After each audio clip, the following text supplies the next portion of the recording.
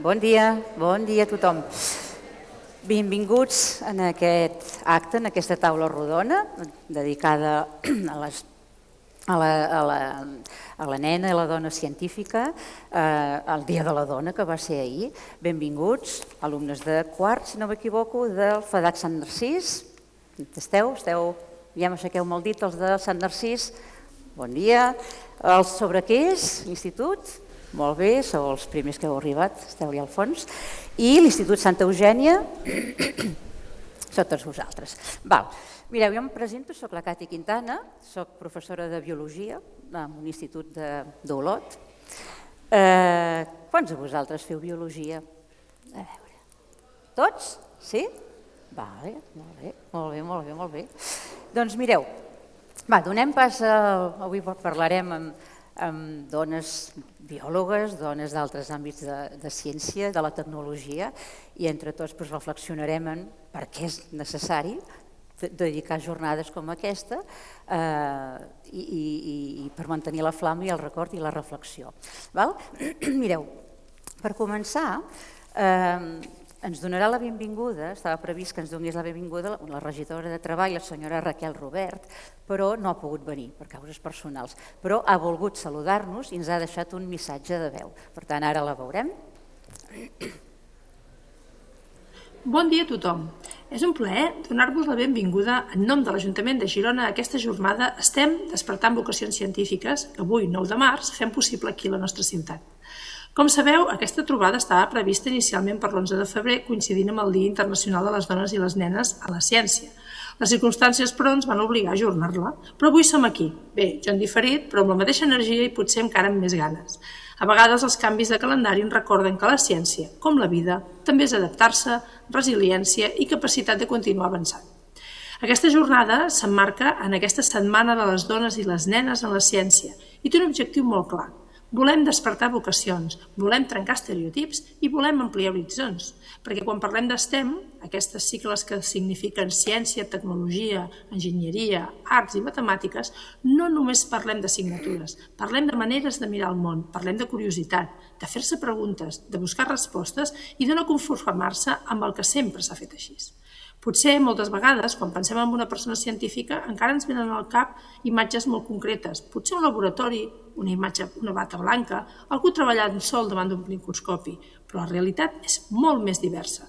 La ciència es treballa en equip, és creativitat, és compromís social i, sobretot, la ciència necessita talent divers, de gènere, d'origen, de mirades, d'experiències. Per això és tan important que avui sigueu aquí. Esteu a quart d'ESO, un moment on comenceu a prendre decisions sobre el vostre futur acadèmic i professional. I sovint aquestes decisions estan influïdes per expectatives, per estereotips o per la idea de «ai, això potser no és per mi». Des de l'Ajuntament de Girona treballem fermament perquè cap de vosaltres senti que hi ha camins que no pot recórrer. Creiem en una ciutat que genera oportunitats, que aposta pel coneixement, que connecta educació, recerca i món laboral i creiem fermament que la igualtat d'oportunitats no és només un principi, sinó una responsabilitat col·lectiva. El programa avui reflecteix molt bé aquesta voluntat. Tindrem una conversa amb professionals de camps molt diversos: biologia, intel·ligència artificial i ètica, ecologia aquàtica, dret públic, infermeria, tecnologia alimentària. Fixeu-vos en aquesta varietat. La ciència no és una sola cosa, té moltes cares. Té a veure amb entendre els ecosistemes aquàtics i protegir l'aigua, amb reflexionar sobre com utilitzem la intel·ligència artificial de manera responsable, amb investigar en salut i envelliment, amb innovar en tecnologia alimentària, amb analitzar qüestions jurídiques que afecten la vida de les persones. Tot això també és ciència, tot això també és futur. I el futur no és una cosa llunyana, el futur sou vosaltres. M'agradaria que avui escoltéssiu les ponents no només com a expertes, sinó com a referents properes, persones que un dia també estaven assegudes en una aula d'institut, potser amb dubtes, potser sense tenir clar el camí, però amb curiositat i amb ganes d'aprendre. Pregunteu, participeu i aprofiteu l'espai de conversa. La ciència comença amb una pregunta i no hi ha preguntes petites. També voldria fer una reflexió important. Necessitem més dones i més persones diverses en els àmbits d'STEM, però no només per una qüestió d'equitat. Ho necessitem perquè els grans reptes del segle XXI, el canvi climàtic, la transició energètica, la salut global, la digitalització, requereixen totes les mirades. Si només una part de la societat dissenya les solucions, aquestes solucions seran certament incompletes. Girona vol ser una ciutat que impulsa el talent científic i tecnològic, però també una ciutat que posa aquest talent al servei del bé comú. La recerca i la innovació han d'estar connectades amb la vida real, amb les necessitats de les persones, amb la sostenibilitat i amb la justícia social. Avui no es tracta que decidiu què voleu ser, es tracta que descobriu que teniu més opcions de les que potser imaginàveu, que us permeteu explorar, que no us poseu límits abans d'hora, que si us agraden les matemàtiques, la tecnologia, la biologia, l'art o qualsevol combinació d'aquests àmbits, sentiu que és un camí possible. Per acabar, voldria agrair la implicació de totes les persones i institucions que han fet possible aquesta jornada, així com el professorat que us acompanya i que dia a dia treballa per despertar vocacions i fomentar aquest pensament crític. I a vosaltres, estudiants, gràcies per ser aquí, per la vostra curiositat i per les ganes d'aprendre. Que aquesta jornada us inspiri, us interpel·li i, sobretot, us obri noves preguntes. Molt bona jornada a tothom, que la gaudiu.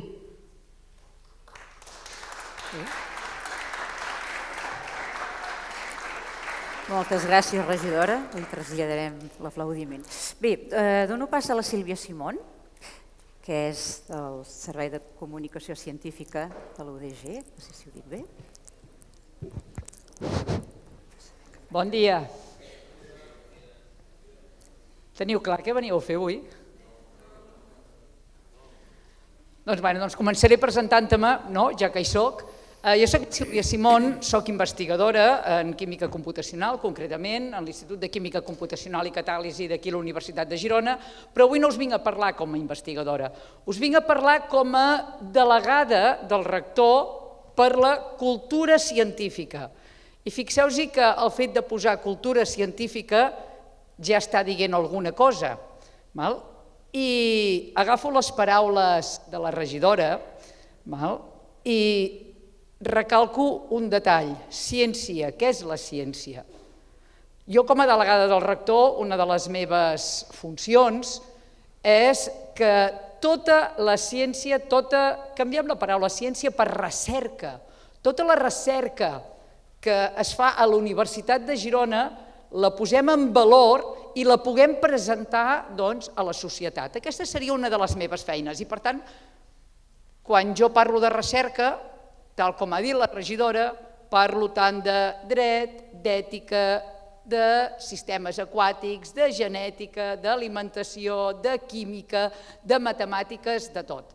I per tant, una mica la jornada d'avui és això, és posar en valor aquesta recerca, però hi ha un punt més, no?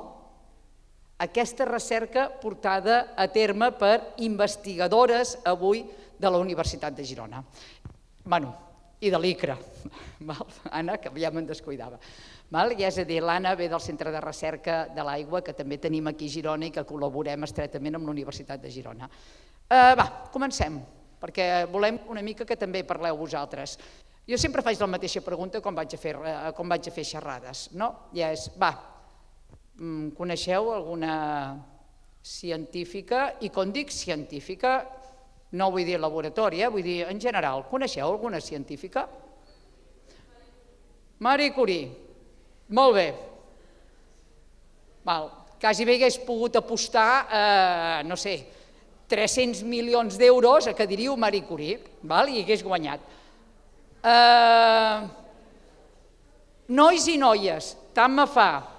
Per vosaltres és un bon referent la Marie Curie? És a dir, si voleu dedicar-vos a la recerca, us veieu que arribareu allà on va arribar la Marie Curie? No sé, un parell de premis Nobel? Sí, no? Això també me passa cada any, que sempre hi ha els nois que diuen que sí, mentre que les noies estan pensant majoritàriament potser és una mica agosarat dir que arribaré a ser com la Marie Curie. La Marie Curie és un bon referent. Hi ha altres referents, però són referents que ens queden molt lluny i, per tant, si ens plantegem portar a terme una carrera científica, perquè parlem de la Marie Curie, però igual que parlem d'una carrera científica, una carrera, no sé, en recerca, en filologia catalana, per exemple. Si ens plantegem un referent que és el top, no sé, jo, si hagués pensat a ser com la Marie Curie, avui no estaria parlant aquí com a investigadora de la Universitat de Girona. I aquí jo conto que és l'altre missatge important que us volem portar avui. Us volem mostrar referents, necessitem referents propers, necessitem veure al nostre voltant qui és que es dedica a la recerca. I per això la campanya que portem conjuntament entre l'Ajuntament de Girona i la Universitat de Girona, l'Institut de Recerca en Aigua i l'IDIPGI. Hem posat referents propers de dones científiques, i quan dic científiques vol dir en tots els àmbits, perquè al final quan fem recerca apliquem el mètode científic, i si apliquem el mètode científic vol dir que qualsevol recerca acaba sent el que entendríem com a ciència. I on podem trobar aquests referents tan propers? Doncs a la campanya, que no sé si heu trobat passejant per Girona, en els opis hi ha imatges d'aquestes investigadores. I què volem amb això? Doncs que un dia, potser, quan aneu a mercat, digueu, ostres, aquí tinc una investigadora número 1 en, no ho sé, ara deixeu-me'ls mirar, de l'IDIPGI, que jo la veig sempre a la televisió que me parla que han portat a terme una recerca molt concreta amb un medicament, amb alguna malaltia, i està aquí comprant amb mi. Per tant, és una persona qui puc tenir un accés, és un referent proper. I aquí és l'objectiu principal d'aquesta campanya, que els referents, que està molt bé la Marie Curie, que és un referent, el número 1, però potser no és amb qui ens hem d'emmirallar cada dia quan ens aixequem. I aquí la campanya de referents en ciència, en recerca, d'investigadores que us podeu trobar passejant per Girona, perquè totes elles viuen a Girona i treballen a Girona, en els diferents centres de recerca. No sé, coneixeu algun referent que no sigui la Marie Curie? Què heu dit per aquí darrere? Bé, quan acabem us tornarem a fer la pregunta. Perdona, digue-me, que no te veia. Qui? De què és aquesta investigadora?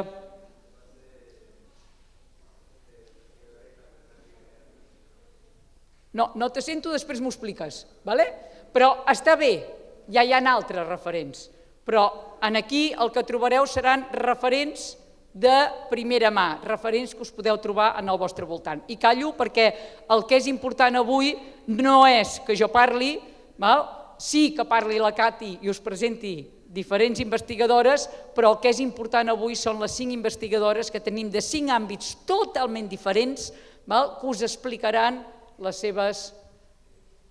seus intríngulis de la recerca del dia a dia. Gràcies.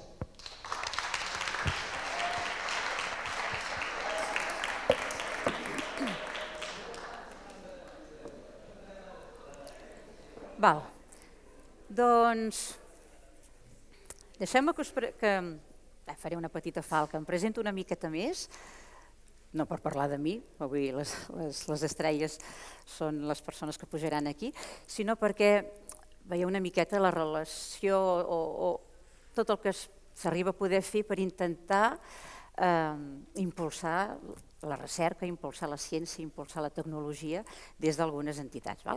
Jo us he dit abans que soc profe de biologia del Garrotxa, de l'institut, i és així, però estic a mitja jornada perquè complemento la jornada treballant en un programa del Departament d'Educació que es diu STEAMcat. I STEAMcat, estic seguríssima que STEAM ho heu sentit. L'heu sentit altres vegades, aquests termes, aquestes sigles? Heu fet projectes STEAM a l'institut, potser? Uns sí, uns no? Què és aquest programa STEAM? STEAM, sabeu que les inicials venen de ciències, tecnologia, enginyeria, matemàtiques i art. Què pretén aquest programa? Aquest programa pretén, té com 3 potes principals. Una és potenciar, promoure les vocacions científico-tecnològiques, entre tots, però en especial entre les noies. Ja anirem explicant, i per què en especial per les noies? I nosaltres nois no? Sí, per tots. Potenciem les vocacions a tots vosaltres. Promovem, intentem que conegueu tot aquest món de la recerca, què hi ha al darrere de les ciències, què hi ha al darrere de tot això que estudieu a l'aula. Un altre dels objectius del programa és potenciar el pensament crític. No és exclusiu, evidentment, del pensament crític de les ciències i de la tecnologia, però sí que és molt important.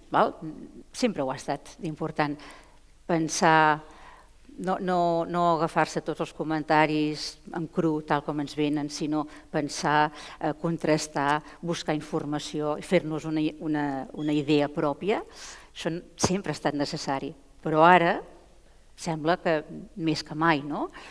Tota la intel·ligència artificial, tot el boom de les xarxes, amb tot aquest soroll de fons, necessitem agafar-nos alguna cosa segura, fixa, per formar-nos un criteri, una idea, i no deixar-nos aportar com un paper al vent. Un altre dels objectius que el programa persegueix, impulsa o treballa per poder-lo resoldre és precisament, té a veure amb la jornada d'avui, és fomentar l'equitat de gènere i l'equitat sociocultural. Mateixos drets per tothom, noies, nois, vinguis d'un barri de classe alta, d'un barri de classe mitjana, d'un barri d'allà on vulguis.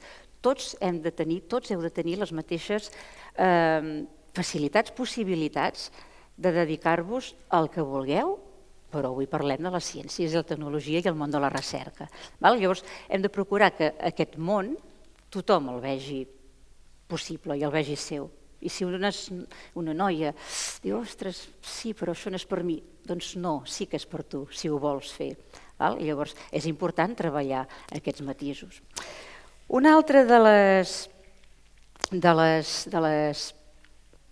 coses a què em dedico força és una associació sense ànim de lucre que es diu Robolot. Alguns potser, la Garrotxa potser és més coneguda, evidentment, però té força difusió en l'àmbit català. Robolot és una associació que promou molt la tecnologia, sobretot la robòtica i la programació didàctiques.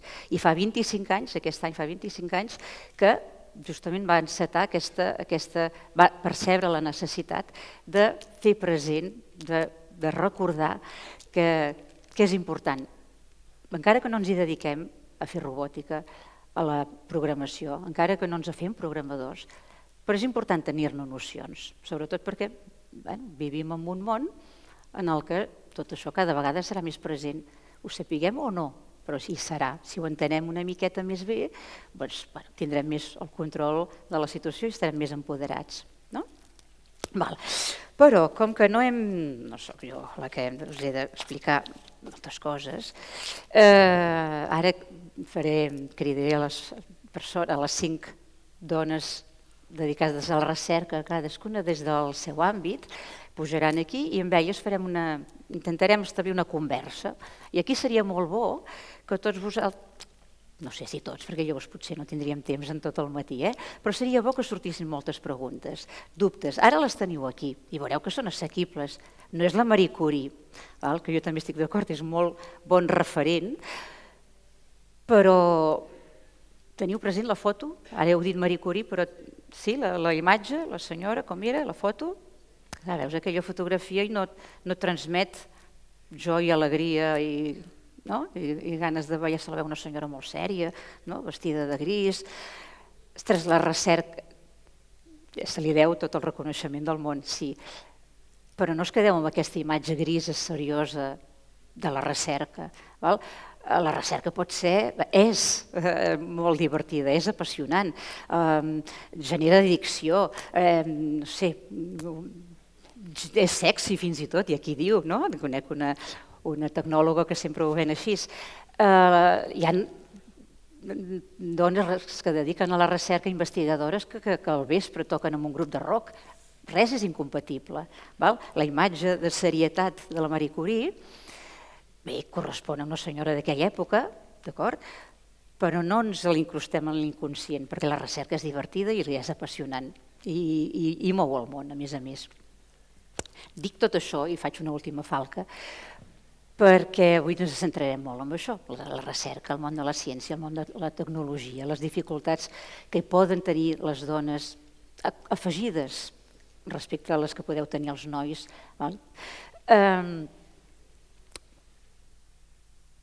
Però d'alguna manera sí que voldria recordar, i més que mai necessitem les humanitats.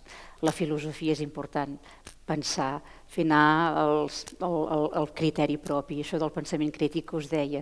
Tecnologia sí, ciències evidentment sí, però també humanitats més que mai. Per tant, literatura, escriptura, escriure bé sense faltes d'ortografia, això és un art que obre totes les portes. Dit això, no m'enrotllo més, vinga, vaig, si podeu pujar, aquí ens acompanyaran l'Alba Abres, del Departament de Biologia, ara es faran una ronda i s'explicaran una miqueta elles, l'Arlet Brufau, Anna Freixa, Marta Roqueta i Mònica Toldrà. La Mònica aquí, llavors a més. Sí? Molt bé, llavors, us sembla que fem una ronda així i expliqueu què feu? Sí.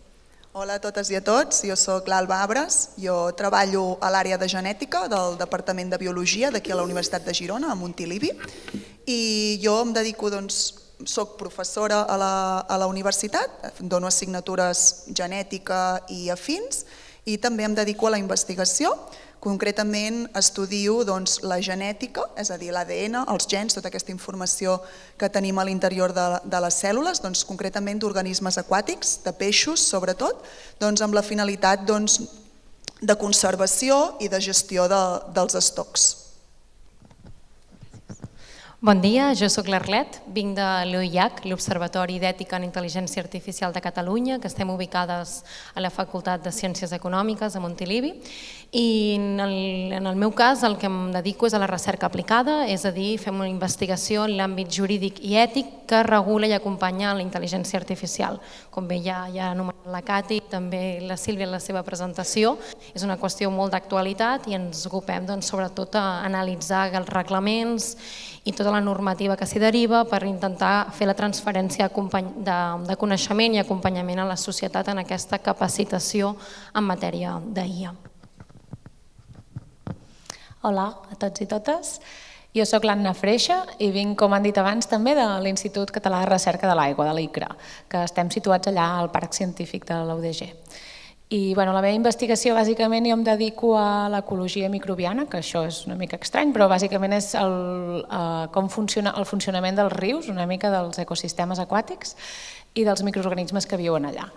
Llavors jo vaig estudiar també a Barcelona, però després vaig venir a la Universitat de Girona i vaig fer el doctorat allà a la Facultat de Ciències. Bon dia a tots i a totes. El meu nom és Marta Roqueta.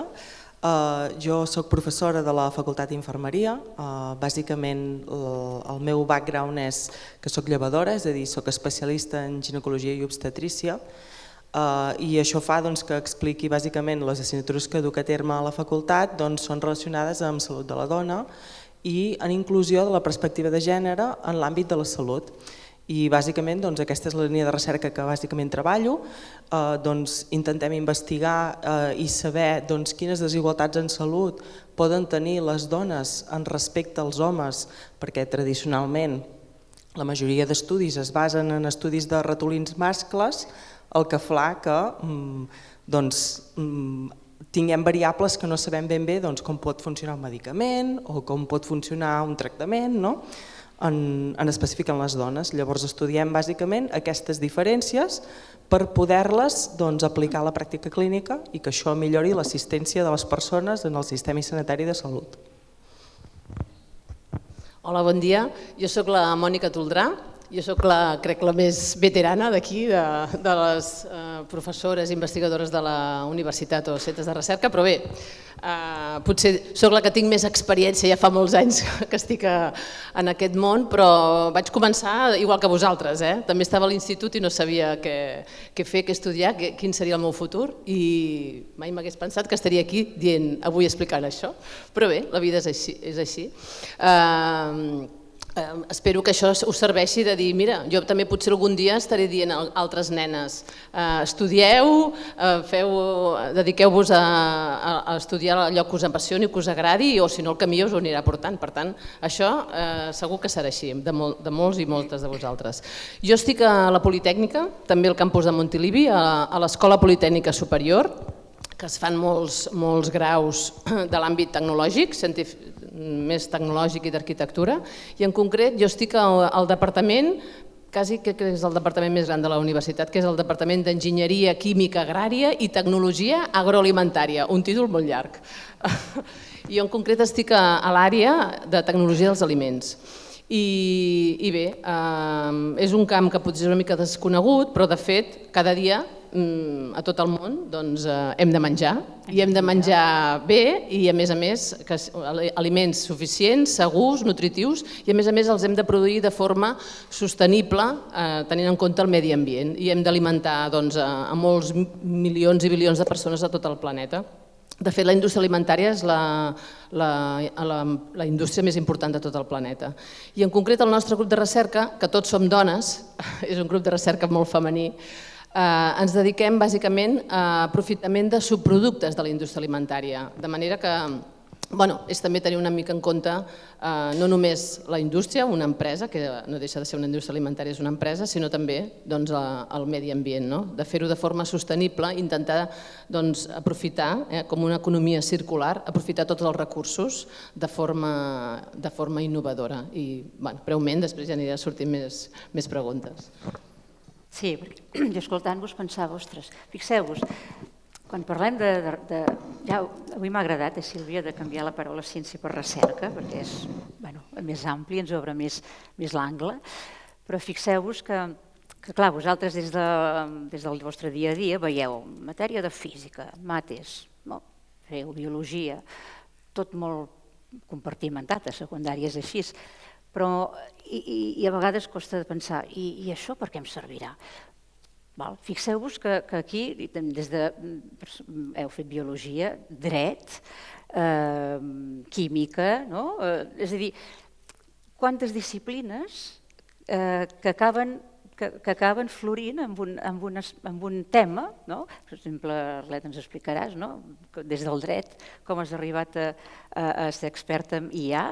Llavors, fixeu-vos que hi ha aquesta mena de vasos comunicants en què triar és important, la vostra vocació, ara parlarem d'això, però amb la seguretat que se us obriran portes i que potser acabareu dedicant-vos a alguna cosa que mai havíeu pensat abans. Però l'important és començar aquest camí. Llavors, vosaltres en aquest moment no sé si teniu molt clar què fareu quan acabeu quart. Sí? Quants ho teniu clar? No sé què heu dit. Què fareu? Què fareu? Batxillerat, cicles formatius? Batxillerat per allà? Els cicles formatius són importantíssims, són una molt bona via, i a través d'un cicle formatiu també s'arriba al món de la recerca. Per tant, no els oblidem, però què més? Hi ha poques mans aixecades. Quants no teniu ni idea? Que realment, no sé si us fa patir, però dius, és que no sé què fer, no tinc prou criteri. Jo penso que la majoria, no? Llavors, clar, quan veiem persones aquí en un escenari, pensem, ostres, quina sort que ho tenien tan clar, no? La seva vida ha anat molt dirigida. No sé si ha estat així o no. Llavors, vosaltres, a la seva edat, us agradava més una matèria? Teniu claríssim què volíeu fer? La cosa va venir sobre la marxa? Ja. Posaré cap allà. En el meu cas, jo sí ho tenia molt clar.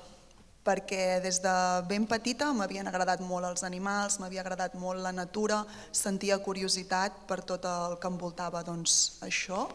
I a l'institut, quan vaig començar a fer assignatures més específiques, la biologia, també les ciències de la Terra, doncs em vaig adonar que m'apassionava i que m'agradava moltíssim. Vaig tenir el dubte de si tirar cap a la biologia o tirar més cap a la veterinària per tota aquesta vessant més que m'agradaven molt els animals, però al ser una mica aprensiva i a mi tot això de la sang no m'agradava gaire, doncs vaig apostar cap a la biologia i a partir d'aquí la veritat és que va anar tot rodat. Sempre tenia aquelles pors de què faràs quan acabis al final la carrera, perquè la biologia té com l'estigma que és una carrera que costa després trobar feina, però igualment vaig decidir anar per totes perquè per mi era vocacional absolut, o sigui, jo gaudia amb totes les assignatures que feia, m'apassionaven i llavors ho tenia molt clar. I llavors quan vaig acabar, doncs la cosa, entre cops de sort i també evidentment la valia d'una, sempre també ens hem de reconèixer que totes i tots valem, doncs la veritat és que he acabat a la posició que tinc ara, de la que puc dir que estic contenta i em sento molt feliç. En el meu cas, res a veure amb l'experiència de l'Alba. De fet, ni vocació, ni orígens, ni dedicació, ni res de tot això. Per tant, en el meu cas era més aviat la generació que jo ja pertany després del Pla Bolonya, per tant nosaltres ja els graus universitaris eren de 4 anys, a més, jo vaig ser adolescent en la crisi del 2008, per tant la meva única vocació era no quedar-me sense feina i a partir d'aquí va ser això el que em va fer triar dret, que el vaig repetir tot el primer curs sencer perquè no em va agradar absolutament gens i va ser a base de que els meus pares m'obligaven a anar a la universitat i a seguir estudiant que vaig aprovar el primer curs fent segon i aquí ja vaig començar a ubicar-me una mica en aquest traspàs de l'adolescència a primers anys de joventut, que són molt complicats i suposo que vosaltres ja els esteu vivint.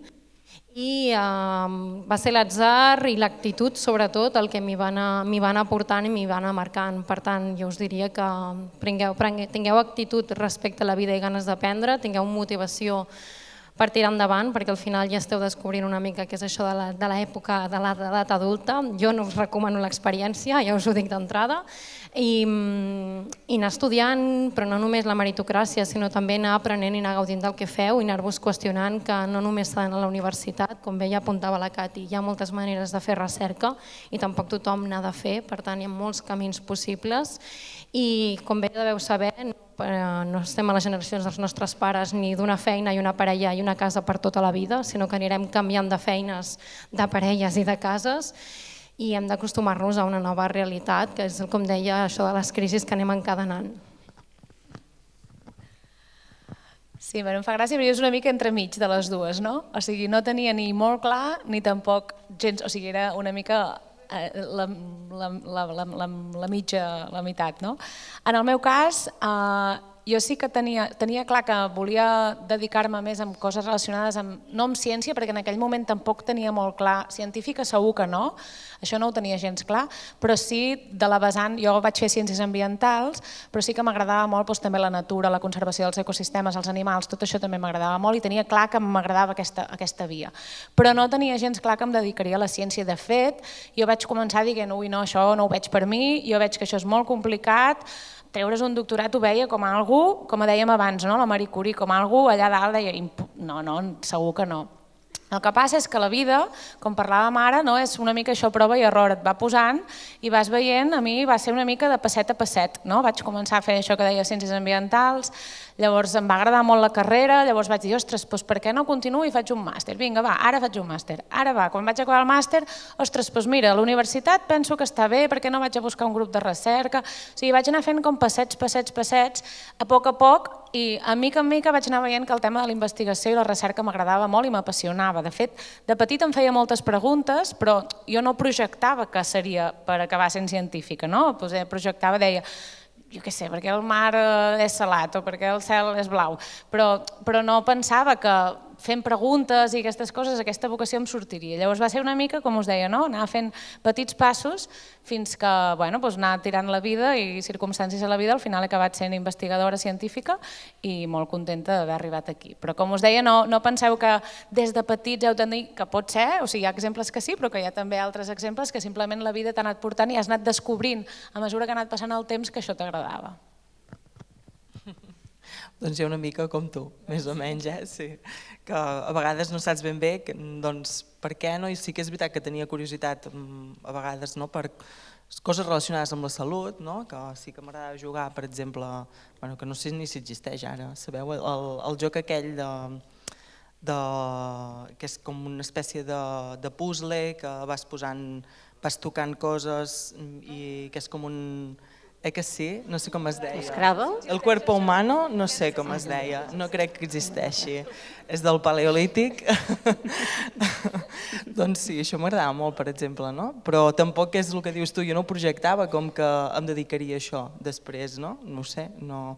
I de fet quan va arribar a quart d'ESO, que havia de triar a veure què faria, sí que m'agradava la biologia, m'agradava la química, la tecnologia, llavors el dibuix tècnic també m'agradava molt, però dius, clar, però què he de fer? Ni idea, vull dir, va ser triar una mica cegues, quin batxillerat he de triar? Bueno, mira, faré el científic que tens una mica de les dues coses, però no amb idea de jo m'aniré a dedicar a la salut, no, gens ni mica. De fet, quan vaig acabar batxillerat vaig triar infermeria, però tampoc estava segura, vaig estar dubtant de quina carrera faria fins abans d'inscriure'm, vull dir que tampoc va ser una cosa que diguis era totalment vocacional. Que sí que després s'ha convertit en vocacional quan l'he viscuda i quan he treballat d'això, però no ha sigut una cosa que jo tenia clar des de petita. I de fet també us podeu equivocar, és a dir, equivocar-se és de savis i pots fer coses que comences i que no t'agraden i les pots canviar, vull dir, només faltaria. Pots començar un batxillerat que t'hi poses i després dius, ai mira, doncs no m'agrada, és igual, no passa res. Què perdré? Perdré un any? Bueno, un any no és res. Quan sigueu més grans ho veureu. Un any no és res. I llavors el que importa és que feu alguna cosa que us apassiona. Això sí que estic d'acord, que és important que t'apassioni perquè si no t'apassiona després et costa fer les coses. I a partir d'aquí doncs t'hi vas trobant, també t'hi vas trobant. Comences a fer una carrera, veus que t'agrada, vas al món laboral, t'agrada més i allà comences a tenir contacte amb la recerca, que es fa a recerca a nivell clínic, a nivell assistencial i com que m'agradava ho feia això per voluntat pròpia i a partir d'aquí vaig dir mira, per què no fem un màster, per què no fem un doctorat i al final he acabat deixant l'assistencial, anar a la universitat i dedicar-me a ser professora i investigadora.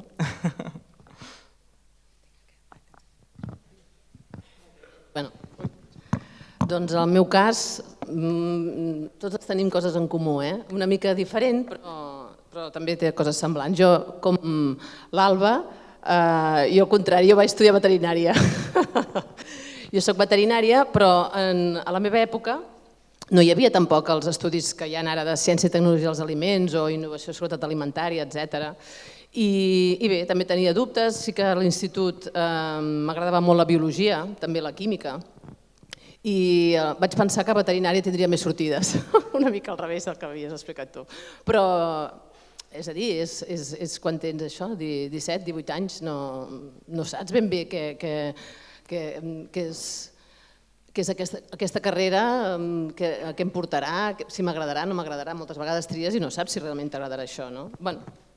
I després, doncs sí, mira, em vaig anar trobant que em va agradar, moltes assignatures m'agradaven i després amb el camí en la meva època era un grau de 5 anys, ara crec que també segueix sent un d'aquests que segueixen sent de 5 anys en lloc de 4 i sí que em vaig adonar que no m'agradava la part de la clínica, que m'agradava més la part de la granja, dels animals grans, de vaques i així, i dels aliments. Llavors vaig tenir alguns professors que em van influenciar bastant i vaig descobrir tot el món de la ciència i tecnologia dels aliments i això em va encantar.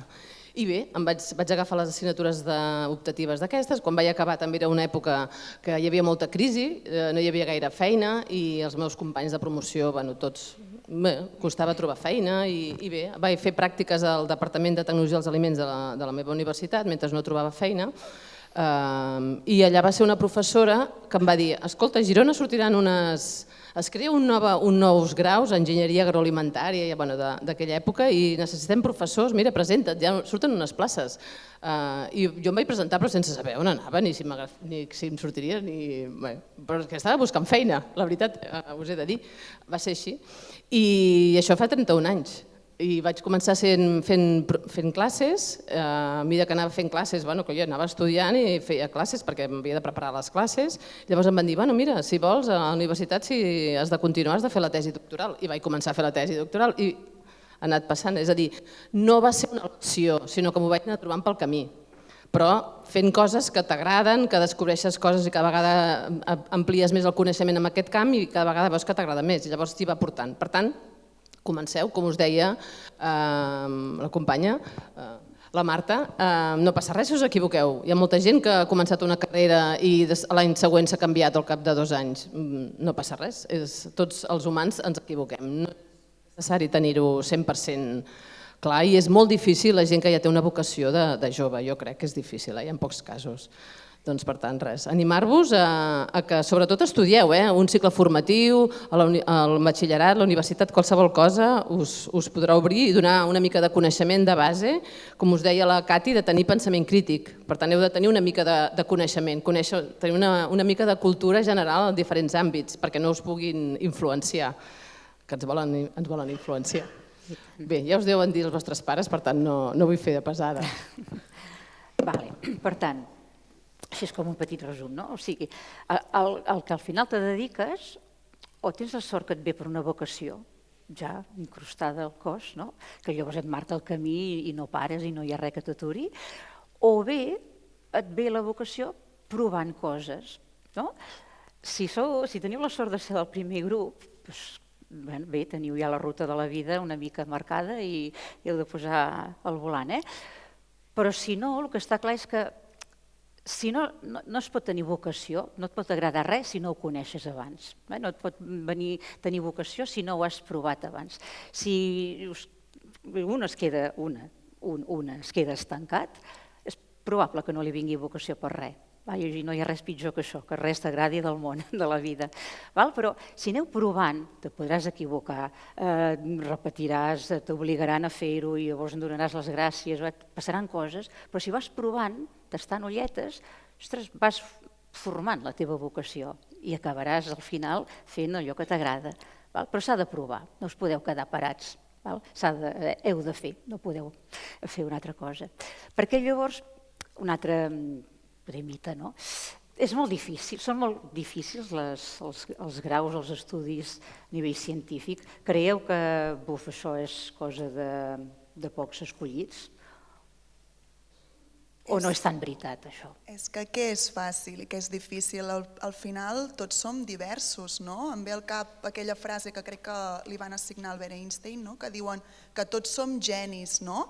I si nosaltres jutgem a un peix per la seva habilitat per escalar un arbre, viurà tota la vida pensant que és un inútil. I realment no és així. Vull dir que al final tots tenim coses amb les que som bons i coses amb les que no en som tants. I els estudis de ciències el mateix. Jo recordo que a l'institut no era una estrella amb les assignatures de ciències, però realment després quan vaig començar a estudiar el que m'agradava, doncs m'agradava tant i posava tanta passió que les coses fluïen i sortien soles. I al final és això. És un mite que són difícils els estudis de ciències. No hi ha res fàcil o res difícil, sinó al final tots som diversos i que per un és molt fàcil, per l'altre no ho és tant, perquè al final tots som bons en unes coses i no tan bons en unes altres. I l'esforç i la perseverància i la constància, això també és molt important pel camí, perquè tu pots ser molt bo o molt bon en una cosa, però si no hi poses voluntat, ganes i passió, els resultats no seran els mateixos.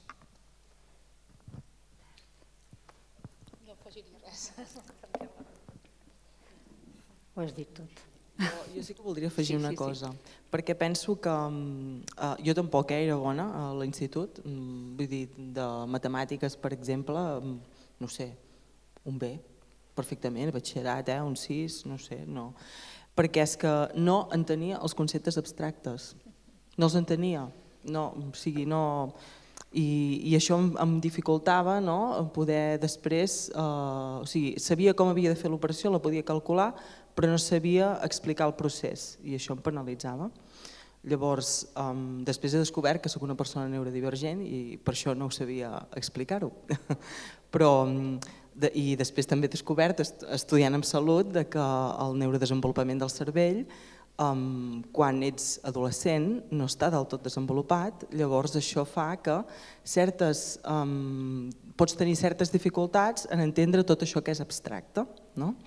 Per tant, que sigueu dolents amb ciències quan ets adolescent no vol dir que quan siguis adult no entenguis tots aquests conceptes, perquè, per exemple, ara mateix a mi m'encanta l'estadística, l'estadística que he d'aplicar en els estudis que realitzo, doncs la faig jo, l'entenc i la comprenc i m'encanta. I què ha canviat de la Marta d'ara a la Marta que feia batxillerat?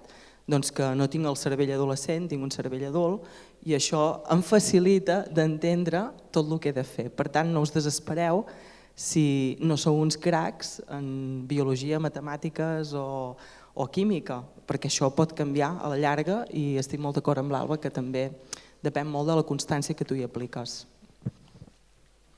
Sí, no, és això. A més, és amb aquesta edat que has de triar, i això és el problema, no? Poder el sistema, ara tampoc és el fòrum de discutir això, però sí que és veritat, potser això d'aquí uns anys no serà així, serà poder més obert, perquè amb aquesta edat que encara no estàs desenvolupat totalment el cervell, tens tants dubtes, estàs tan perdut, has de prendre decisions importants.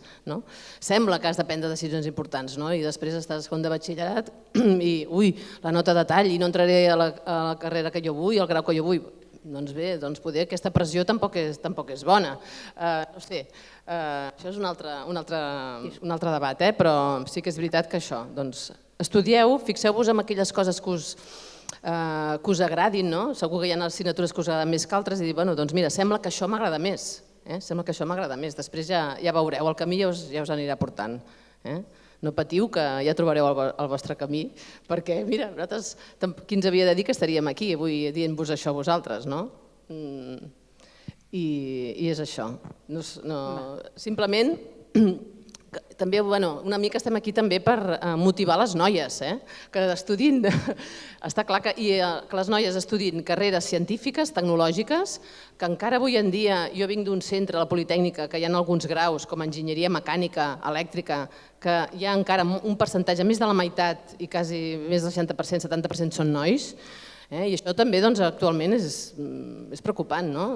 Encara venim una mica de l'educació de les generacions que es va transmetent i no hauria de ser això, és a dir, qualsevol àmbit, qualsevol professió o nois que estiguin infermers, cada vegada n'hi ha més, però tampoc, majoritàriament són noies, i mestres, majoritàriament són noies. Per tant, això també ho hem de canviar perquè el 51% de la població mundial som dones, crec. Més o menys, estadístiques no ho sé. Sílvia, podeu saber més això? Un 50? Doncs el 50, la meitat. Som la meitat.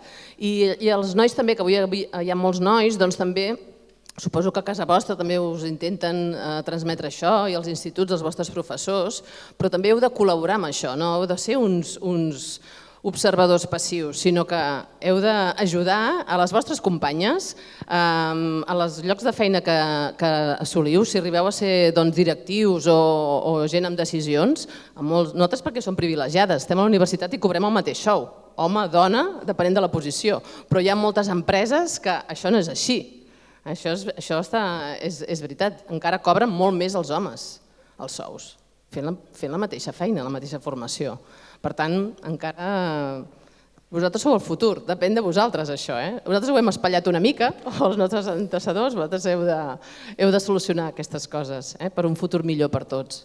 Bueno, això no soc política, Una cosa així per apuntar, que ara que has donat un ganxo, dir que, per exemple, a la Facultat de Ciències sí que hi ha moltes més, o no sé el percentatge, però sí que hi ha més dones que comencen el grau, sí? O sigui, el primer els graus, però llavors que van pujant, escalant a posicions, i crec que és important també dir-ho, com que, per exemple, després tenen una plaça fixa de professora o d'agregada, de catedràtica, o ja no et dic de rector o posicions més altes, cada cop les dones és l'efecte tisora, que es diu, no sé si ho coneixeu això, és com que hi ha un percentatge més alt i llavors cada cop va baixant i hi ha més percentatge d'homes que ocupen les posicions més altes.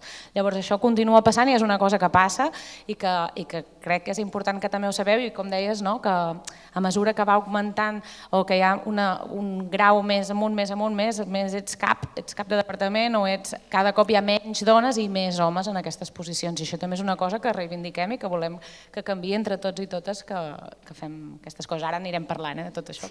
Sí, m'heu donat just peu perquè el que us volia preguntar és hem parlat una miqueta de la recerca, de les vocacions generals, però específicament, perquè estem a la jornada que estem, per què creieu, per què seria bo que les noies sentissin més vocació o per què aquesta necessitat d'animar les noies a fer estudis, graus de recerca, de tecnologia, de ciències en general? Com els animaríem en particular? Bueno, ras i curt, al final som el 50% de la població. Si ens perdem aquest percentatge de la població pel camí, ens perdem coneixement, ens perdem maneres de fer, ens perdem tantes coses. Per tant, jo crec que és això, simplement. Per tant, us animo moltíssim a que feu el que us agrada, el que us vingui de gust i que ningú us digui que no ho podeu fer. Perquè amb ganes, amb il·lusió i amb esforç, doncs es poden aconseguir coses molt grans.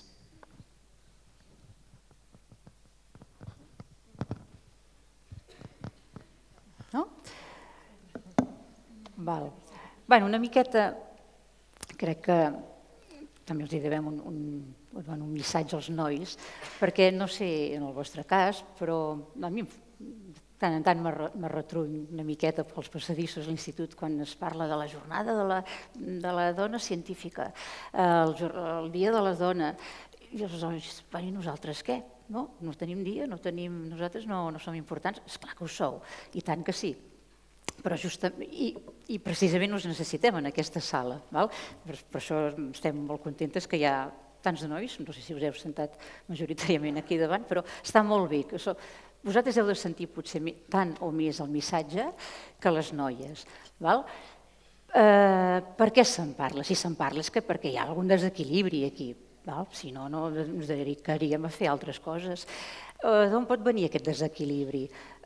Com elles apunten que potser en algunes aules d'alguns graus majoritàriament hi ha nois, sobretot en enginyeries, no? No sé, vosaltres després... Hi ha alguns graus on majoritàriament hi ha nois. Això és bo, és dolent? No, però seria bo que hi haguessin noies també. Perquè segurament una enginyeria, un enginyer és algú que crea solucions per arreglar, solucionar problemes. L'equip que forma els enginyers i que pensen solucions hauria de ser molt divers. Ja hi hauria d'haver-hi nois, noies, persones de tota mena i origen. Per què? Perquè les solucions són més completes, sempre estan més ben pensades. Deixar que els homes dissenyin la majoria de coses que la societat, tota una societat, utilitzem, és quedar-nos amb una versió una mica incompleta. Exemples, no sé, hi ha el clàssic exemple del cinturó de seguretat. No sé si és un mite també o no. Sembla ser que el cinturó de seguretat dels cotxes va ser ideat amb molt bona iniciativa per la seguretat, però per un equip d'enginyers o d'homes. Esclar, potser anatòmicament aquell cinturó no s'ajusta massa a la fisonomia d'una dona. Tenim pits, per exemple. Llavors tenia allò que travessa. Possiblement si en aquell equip de disseny hi haguessin hagut dones, el producte hagués sortit molt més ben pensat, ajustat. Ja s'ha arreglat això amb els anys, però és per dir-vos que és bo que a la societat, en tots els àmbits, hi hagin equips diversos. Sí?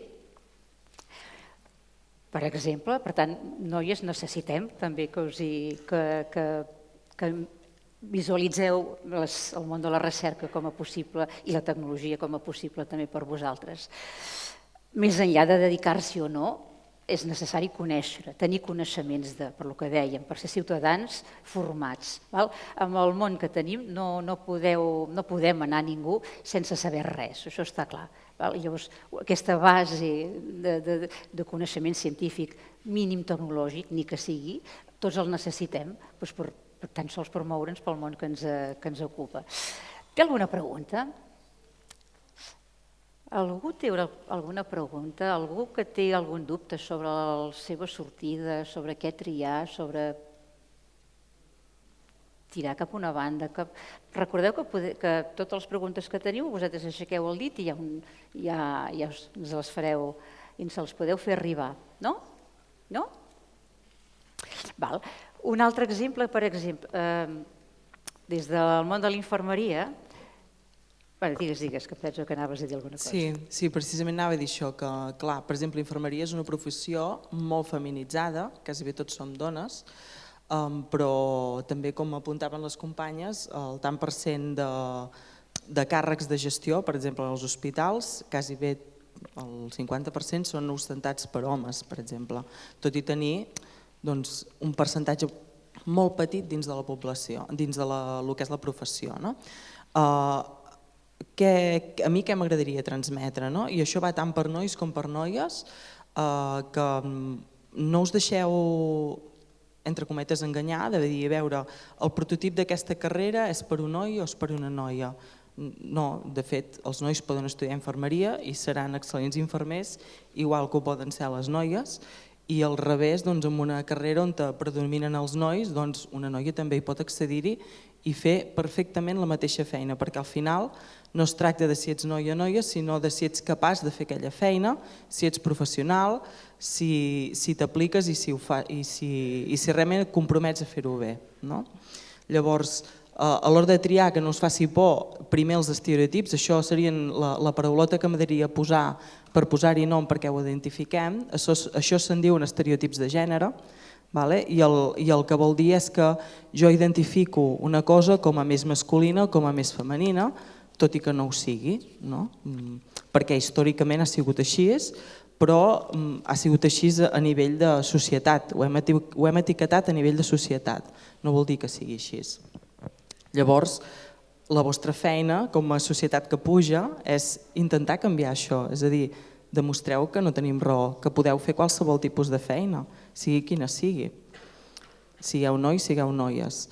I l'altra cosa és que també apuntaves tu, Cati, aquesta diversitat que necessitem que sigui a tots els àmbits de la recerca, i això és l'altra paraulota, és la interseccionalitat, és a dir, que no busquem només que hi hagi persones d'un gènere o d'un altre dins dels equips de recerca, sinó que ens agradaria que també hi hagués gent d'altres cultures, d'altres religions, d'altres orígens, que ens donaran mirades i solucions diferents a la que puc tenir jo com a, no ho sé, dona blanca heterosexual de 40 anys o un home blanc de 50 anys. Enteneu? No és només tenir aquesta mirada de soc home o dona, sinó de quina maleta porto jo, quines experiències porto de casa, perquè són experiències de com soc jo, que les puc aplicar a nivell de recerca. I per tant això farà que tingui uns resultats diferents, tingui una mirada diferent, pugui fer-me unes preguntes diferents a la que es faria un company que té un origen diferent, per exemple. No sé si això en els vostres àmbits també aplicaria.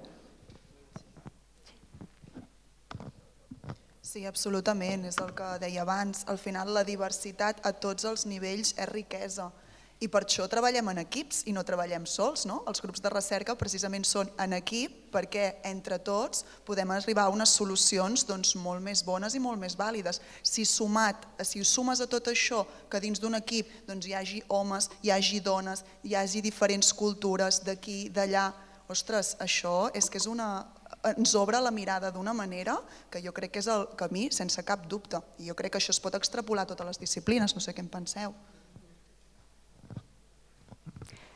A nivell, diguéssim, laborals de dedicació, sí, a nivell professional, se m'acut també com la visibilitat de les dones en tots els àmbits. Per exemple, i ara això també m'ho explico, potser podràs completar-ho més bé, però sembla que els medicaments, que tots podem, alguns medicaments que podem prendre, que no farien el mateix efecte en el cos de dones i en homes. Dius, ostres, però si el medicament és el mateix, per què li fa més efecte, cura més el noi que la noia?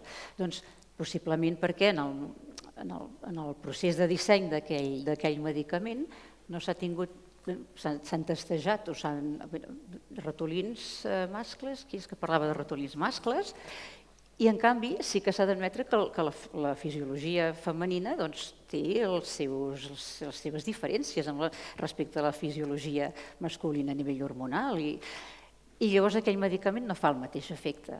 Llavors fixeu-vos quina mena de diferències brutals, injustícies que se generen simplement per no haver-hi pensat, no? No sé, és així. També, per exemple, una cosa molt simple, l'RCP, la reanimació cardiopulmonar, si vosaltres us trobeu una persona al carrer, teniu clar on li heu de col·locar les mans, per exemple, per fer l'RCP? Sí? On t'ho col·locaríeu? Sí? A l'esternón, aquí al pit, no? Doncs, i si és una dona? També? Sí?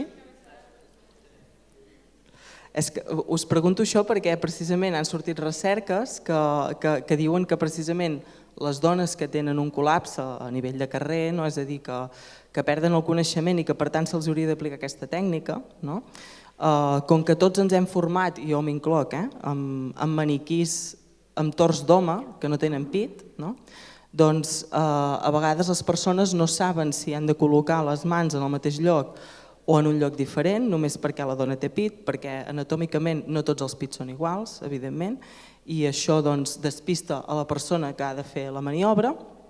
I l'altra cosa que també hi ha certa versió de no voler tocar els pits d'aquella dona, i això fa que hi hagi un augment de mortalitat en les dones perquè no hi ha aquesta resposta ràpida quan hi ha una parada cardíaca al carrer.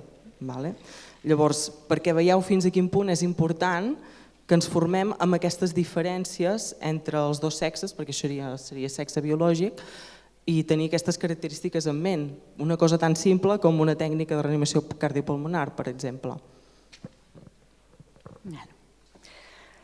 Doncs hem parlat una mica de vocacions, i que això de fet ens connectava amb la jornada de l'11 de febrer, però si volem connectar amb la jornada d'ahir, anem a parlar de la dona científica, la investigadora en el món laboral. Per exemple, vosaltres, quin és el principal repte o dificultat, si és que n'heu tingut algun, que us heu trobat a l'hora d'entrar en el món laboral? Pel fet de ser dona. Doncs mira, tan senzill que se't dirigeixin i et respectin com la professional que pots ser que eres. Abans ho apuntaves, el tema de la vàlua, i en el meu cas, per una qüestió d'edat, se'm confon sovint amb la secretària o l'administrativa, amb tot el respecte també a aquests àmbits i aquestes professions, però no és a la que actualment ocupo. Llavors és molt difícil en el tema, com jo explicava a l'inici, que m'encarrego d'una recerca aplicada, és a dir, sortim de laboratoris o sortim de despatxos, el que anem a fer més aviat és una transferència de coneixement en formacions, capacitacions, per tant no estem parlant d'entrar a instituts, estem parlant d'entrar a empreses, a departaments de la Generalitat, biblioteques, heu d'imaginar-vos que cada setmana estem en constant contacte amb moltes persones diferents i és realment violent i ja comença a ser cansat estar reunida sempre amb homes blancs, traje corbata de 50 a 70 anys, que en el meu cas per sort no et miren els pits, però sí que saps que t'estan repassant i que a més t'infravaloren o no apliquen vàlua a les teves aportacions, sí et deixen parlar o no et tallen quan estàs parlant. Per tant, aquestes dinàmiques que institucionalment veiem als carrers logos, eslemes amb motiu del 8 de març, el Dia de la Dona Treballadora, o bé per l'11F o el 25N, és molt cansat també com a persona que directament li pertoca en l'àmbit professional fer-se respectar i demanar senzillament qüestions de drets humans i d'humanisme, perquè no estem reivindicant fer una revolució en el qual hi hagi el matriarcat que imperi tot a nivell de geopolítica, sinó que el que estem reivindicant senzillament és que se'ns deixi fer la feina per la qual se'ns han contractat, tinguem els mateixos recursos i oportunitats que el 50% de la població i que per tant se'ns escolti i se'ns respecti pel coneixement que tenim, per les discussions, etc. Com veieu, són qüestions de mínims. I sí que m'agradaria apuntar que abans ha sortit el tema que a la universitat, per sort, cobrem el mateix que els nostres companys homes. Aquí hi ha molts matisos, perquè les hores extres per informació a la universitat no les cobrem, van a una borsa d'horaris i és molt diferent les hores extres que acostumo a fer jo que no els meus col·legues homes, bàsicament perquè jo considero que necessito molta més formació, necessito estar més preparada per encarar aquelles converses, aquelles formacions, aquelles discussions, aquelles recerques, m'escapen coses i em sento insegura perquè així m'ho fan saber. Llavors, si bé és cert que el salari base és el mateix, no arribem a les mateixes quotes de poder, com us deia, quan entro a reunions amb CEOs d'empresa i les dones estan a la recepció quan entro i quan surto, però sales són majoritàriament masculinitzades, ni tampoc nosaltres dins dels nostres grups d'investigació tampoc arribem, almenys en el meu cas, a la mateixa quota. Per tant, les diferències, allò del que anomenàvem sostre de vidre, segueixen sent presents, segueixen sent constants. Ara, el que deia a l'inici, l'actitud. Per mi és davant de tot això, tu tens diverses opcions, una és fer-te petita i creure tu, l'altra cosa és tirar i anar obrint camins, agafant els que ja t'han obert, altres que ens han precedit i entre totes, quan entres a sales i veus una altra dona, et reconeixes, et respectes i intentes liderar o fer les coses diferent a les que venen tradicionalment marcades, que és senzillament escoltar les companyes, tenir respecte quan la resta parlen i construir des dels equips i no des d'un ego al jo tot absolut.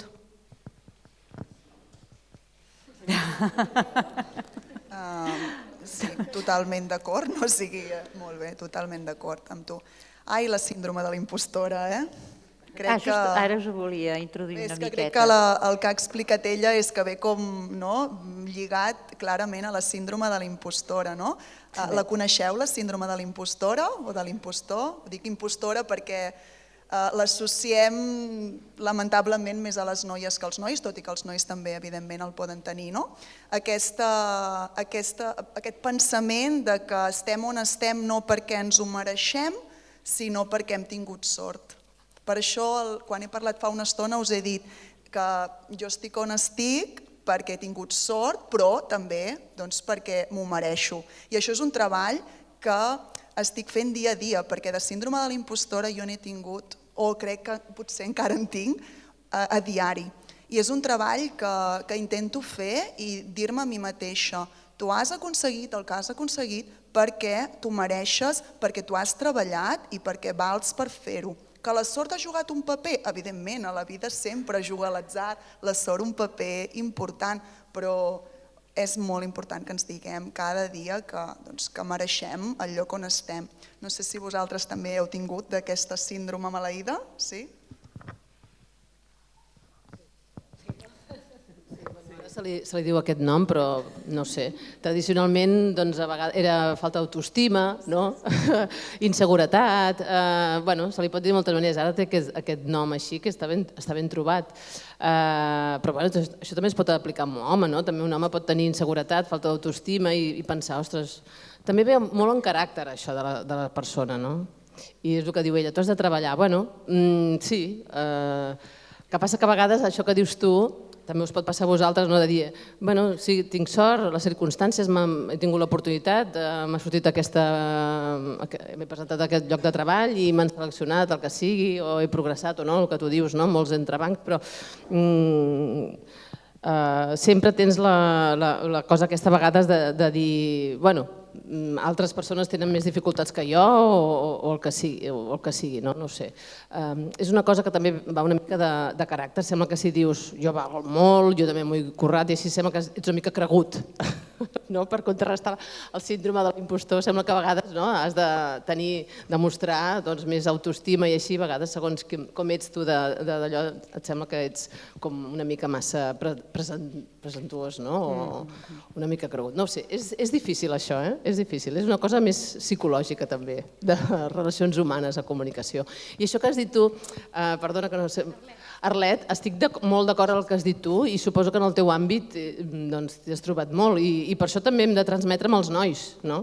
És la formació en els nois perquè els entren molts inputs amb els TikToks i les xarxes socials i hi ha tot una corrent molt masclista que està tornant una altra vegada, dels nostres, de l'època de poder ja els teus avis, els meus pares, i hem d'anar molt en compte amb això.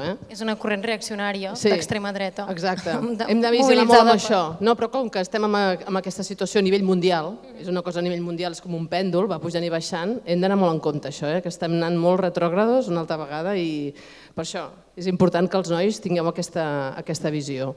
Les dones tenim, encara avui en dia, jo crec, malgrat que els homes cada vegada participen més i són més, ja poden agafar baixes de paternitat i així, però bé, tenim un altre problema que encara som les que agafem més mesos de baixes i potser també no som tan ambicioses amb el que dèiem abans dels càrrecs i de dedicar, perquè molts càrrecs d'aquests de CEOs i així han de dedicar-hi molt... I moltes dones han de renunciar també.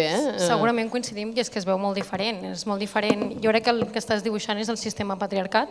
El patriarcat, llavors, és molt diferent quan un home vol arribar a ser cap d'una empresa, ja sigui petita o gran, que se'l veu amb una ambició o amb una capacitat, que quan una dona intenta lluitar pel mateix lloc de feina, que se la veu com una escaladora o com una egocèntrica. Per tant, això respon a unes mirades tradicionals del sistema patriarcal en el qual estructuralment nosaltres partim des d'un punt de sortida diferent pel simple fet de ser dones. No oblidar que estem totes les dones jugant amb un binarisme sense incloure les diversitats de gènere que també hi ha i deixeu-me fer la falca. I que per tant tenim un privilegi que se'ns llegeixi dins del sexe femení amb les facilitats que tenim en l'àmbit laboral. Quan surts d'aquest binarisme és també una complicació que cal ser-ne conscient.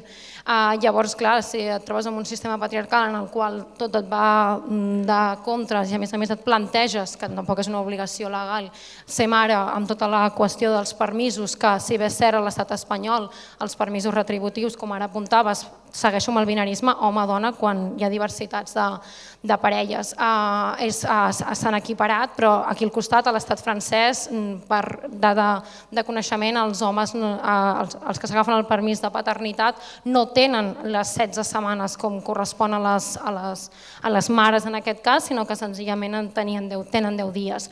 Per tant, les igualtats legals, materials, segueixen sent una mica anecdòtiques, les anem conquistant, però és una problemàtica que tenim social i que les hem d'encarar col·lectivament, cadascú des del seu punt de partida, sent conscient dels seus privilegis. Per tant, les tasques que tenen els homes llegits com a tals a la societat és una i les que tenim, en aquest cas, les que som dones, doncs en tenim unes altres. Digue-li caràcters, digue-li també feina col·lectiva per superar-ho. Aquest tema que s'ha obert una mica, el tema de la maternitat, també dir que també hi ha estudis, ara no és el mateix, però sí que una mica les catedràtiques, les primeres catedràtiques que hi va haver a les universitats no tenien família, em refereixo no tenien fills, llavors era un model que era ara ja no és així, però vull dir que el que dèiem abans d'arribar a les posicions altes.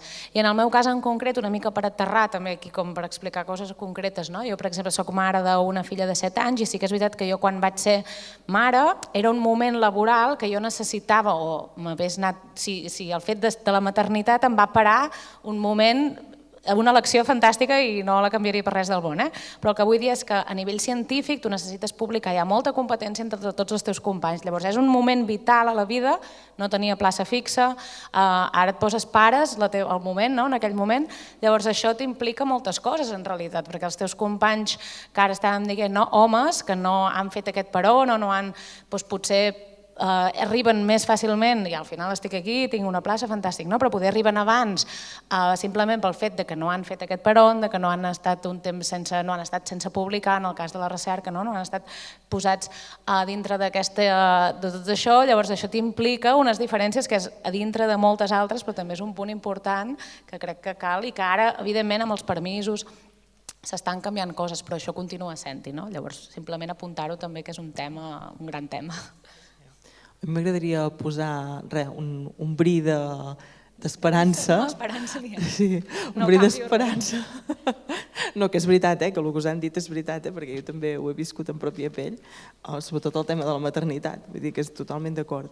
Però a vegades també us voldria dir que les actituds aquestes de nivell, aquestes actituds que poden portar diferències en el món laboral, a vegades venen decidides no només per homes, és a dir, jo he tingut caps de departament, caps hospitalaris, dones, amb actituds molt més masclistes que les podria haver tingut un home. En aquest aspecte, de decisions a nivell laboral, de no posar-se, d'haver-hi una discriminació important per un contracte o per un altre, siguis home o siguis dona. Llavors, amb això què vull dir? Que no és només aquestes actituds masclistes que hi poden haver, no és només treball de les dones o dels homes en concret, sinó que és un treball en societat i que ens ho hem de creure tots, que les coses poden ser més igualitàries i que no és en benefici d'uns en contra dels altres, sinó que és que hi hagi igualtat d'oportunitats per tothom. Que no, recalco una mica el que anava dient la Cati abans, que no és una cosa de dir doncs ara què passa amb els nois, estan en posició de desavantatge. No, jo penso que no es tracta de posar en desavantatge ningú per donar favoritisme a algú altre, sinó és això, que tots tinguem les mateixes oportunitats, que penso que és important i que no han fallat només els homes, perquè torno a repetir, actituds a nivell de lideratge dutes a terme per dones també poden ser actituds masclistes. Les dones també podem ser masclistes. Dona per pensar, aquesta frase és així. Doncs una mica recuperant, ajuntant... Fixeu-vos que llavors parlem de dos menes de barreres, les externes, en el món laboral, a les externes que et poden arribar des de diferents formes, des de una dona cap que és més masclista que un home, des de que no et prenguin en sèrio, des de que et vegin joveneta i que tampoc es doni el valor que té. Hi ha totes aquestes barreres, des de la posició de fer la mateixa feina, cobrar menys, hi ha mitjanes a nivell estatal que ho demostren i són claríssimes. Igual, potser no ens passa precisament, jo tampoc, jo treballo en ensenyament i el món del funcionariat, doncs mira, no ens hi hem trobat amb aquesta barrera, però fora d'aquí m'imagino que passa de tot. Però llavors hi ha aquesta, també hem de jugar, les dones aquí, penso, ens juguen contra una barrera interna, que no sé si fins a quin punt és pitjor, ja l'heu apuntat força, és pitjor que potser les barreres externes, perquè si per dins ho tens sòlid i ferm, tu tires, però si per dins trontolles, que és aquesta síndrome de l'impostor, jo no sé, tradueixo a notes. Es veu que hi ha unes mitjanes, unes dades de fa uns anys, que les va, no sé si impulsar la UPC, no recordo, però que a nivell de qualificacions, de notes, del butlletí de final de trimestre, que ara la setmana que ve us toca, doncs en general en aquestes matèries, mates, bio, geologia, tecnologia, crec que també hi era, les noies de mitjana tenen qualificacions més bones, més altes que els nois, de mitjana. No sé si teniu aquesta sensació a la vostra classe, ara penseu. D'en general, no anirem a mirar per què, potser, mira, són més formiguetes, no ho sé. Però que llavors, quan els hi preguntes què creus que saps, allò en diuen les habilitats percebudes, se situen molt per sota del que creus que saps d'un noi. No sé, de qualsevol matèria, de mates tens un 7. Si potser un noi es dirà, un 7, ostres, no està malament, però en fi, m'hauria de fer una mica més, no? I un noi, ostres, un 7, soc un crac. Us passa això? És que tindria ganes de sentir la vostra veu. Sí, aquests nois, aquí, aquesta primera fila. A veure, com aneu? Vinga, va, ara ja vaig a atracar-vos directament. Vinga, com portem les matèries, les notes? Com es presenta el trimestre? Esteu satisfets? Bé. Sí, bé, què vol dir? Aviam. Bé, no sé, de vegades... Sí, ja et sent, digues. De vegades un 7, de vegades un 6, un 8, va canviant. Algun 3, està bé. I les noies? Esteu satisfetes amb les qualificacions que creieu que més o menys estan pintades a aquestes alçades de curs? Sí? Hi ha algú que volia dir alguna cosa? No. No farem un debat, perquè ara, evidentment, us he posat una mica en compromís, però penseu-hi amb això, perquè, esclar, si això passa amb les qualificacions, si les noies, després dones, van pensant, sí, està bé, però hauria de fer-ho més bé, és un fre que ens posem nosaltres mateixes. No sé si això és també perquè ens ha influenciat un ambient masculí o doncs bé, aquesta sensació. És que al final arribem allà mateix, no? El que comentaves tu del patriarcat, ens han ensenyat des de ben petites que no havíem de fer gaire soroll i que havíem de ser modestes. Llavors, si demostres el contrari, doncs és aquest egocentrisme, mira aquesta que és una xul, al final és això. Per tant, és per això que hem de fer aquesta feina de dir-nos cada dia que sí, que ho valem, que estem aquí perquè ho mereixem. És una mica el mateix que he comentat abans. No sé què en penseu.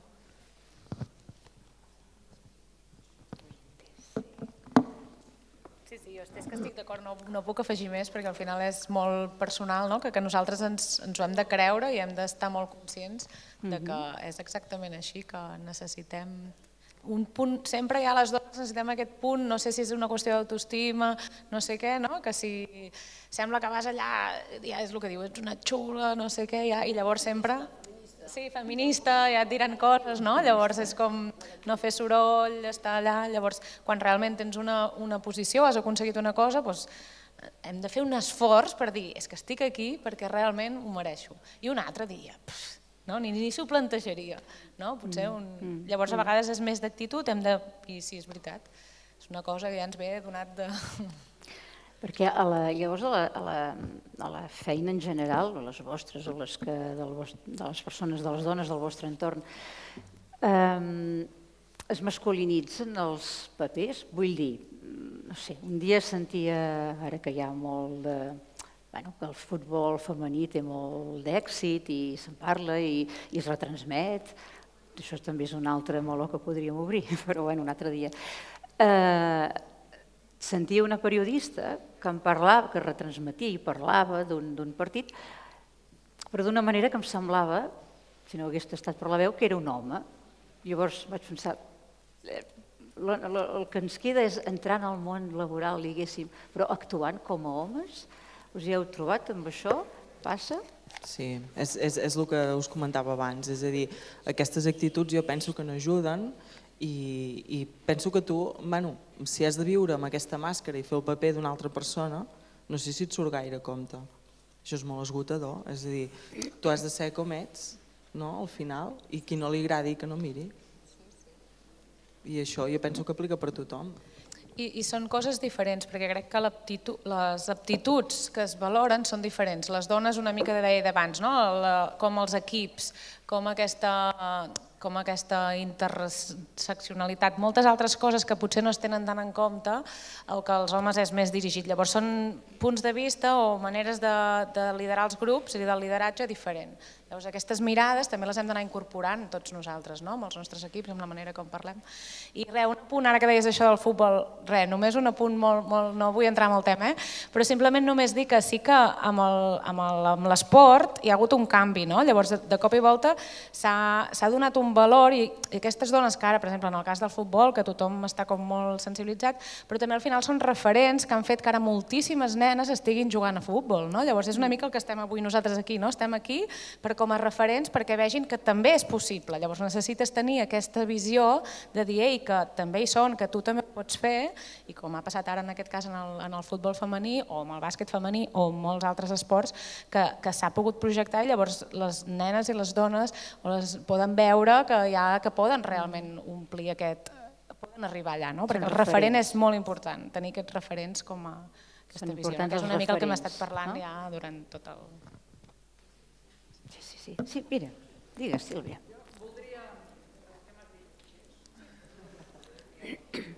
Sí, vale. Deixeu-me fer un apunt només perquè jo porto, aquí com que hi ha gent del FEDAC, Fers Lego League, robots, una cosa que m'he trobat molt és que en robòtica, per exemple, quan venen a participar els equips a la Fers Lego League, és a dir, els equips petits de 5è i 6è ja són equips mixtes, molt sovint més femenins que no pas masculins, anem avançant i acaben sent... Sempre n'hi ha algun de femení, aquest any per exemple va haver-hi un equip femení que va quedar molt endavant, però solen ser equips masculins amb una noia.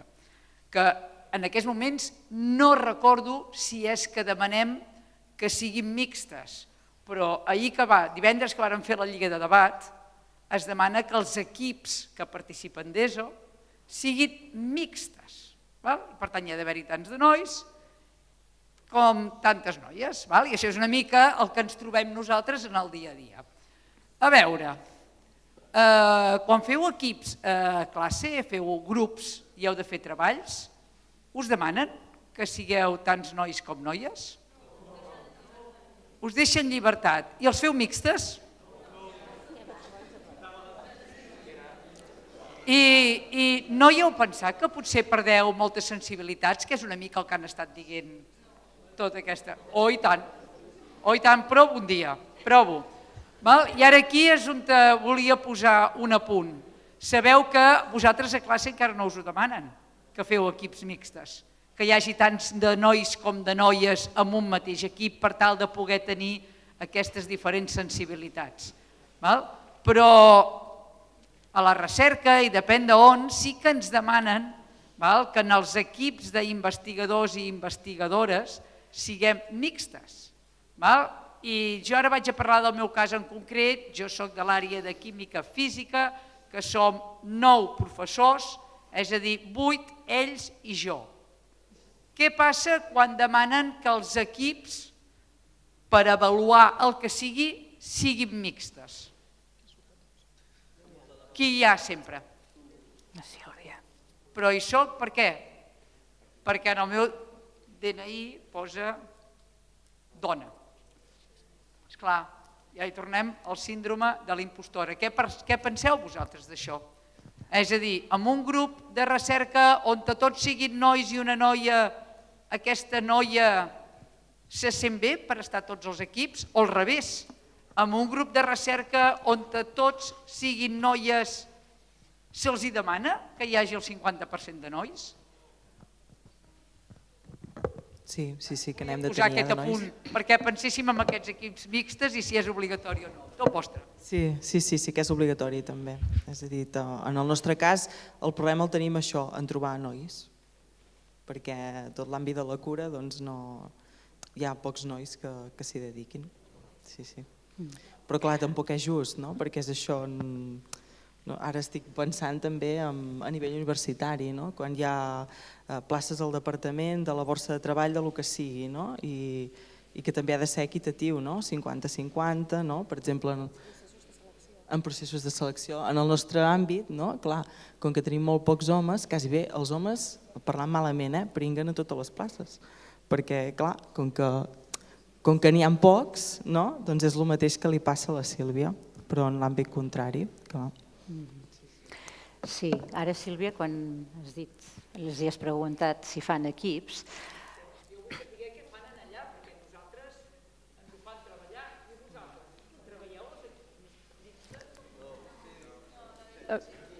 compta amb els equips mixtes, nois-noies, perquè, no sé, digueu-me si us ha passat a vosaltres, però jo també he vist moltes vegades que si deixes fer un grup mixte, nois-noies, va, vinga, fem aquest treball.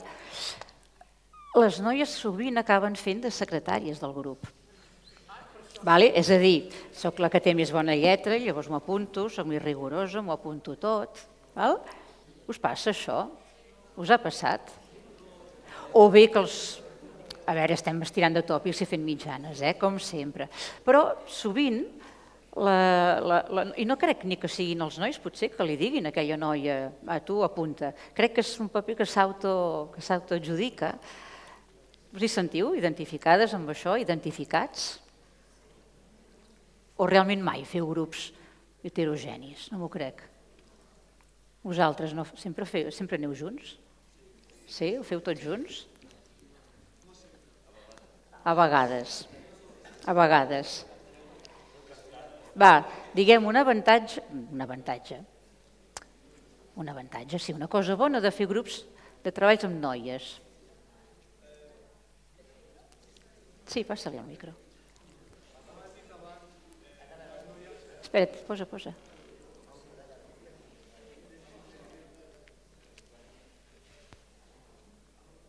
Com has dit abans, les dones quasi sempre tenen la lletra més bonica i que fan de secretàries, però no és una imposició que fem, sinó és algo auto que fan. Elles, per què no se'n refien, diu, de vosaltres? Són les que acaben el treball per entregar-ho. I què us sembla? Va, que contesti al costat. Jo personalment no tinc problema en això. Em sembla que cadascú té el seu treball en el grup i que això també és un treball i té el seu mèrit també. Sabeu que hi ha formes i tècniques per evitar aquests rols repetits. Hi ha tècniques de treball cooperatiu on cadascun del grup fa rotativament un paper, jo soc secretària, jo controlo el temps, jo recullo informació, jo faig...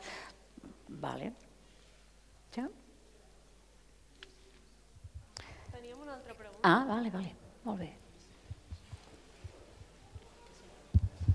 Hola, bon dia. Més que una pregunta, a partir de les reflexions que esteu fent del 8 de març, volia tornar una mica a la setmana de la dona i la nena de ciència. I com bé sabeu, aquí des de fa uns anys a l'OMLOE ens inclueix dintre del temari d'introduir la perspectiva de gènere i sembla que ens ho han posat una mica com una falca.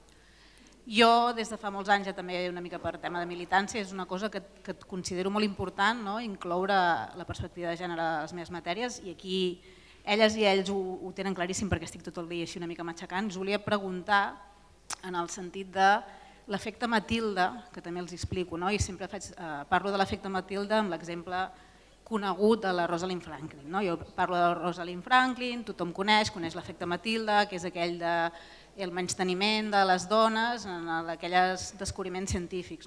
Totes vosaltres us dediqueu a la recerca, com treballeu aquest efecte Matilde perquè avui en dia quines mesures es segueixen perquè s'us reconegui la feina vostra, que trobo que és molt important. Merci.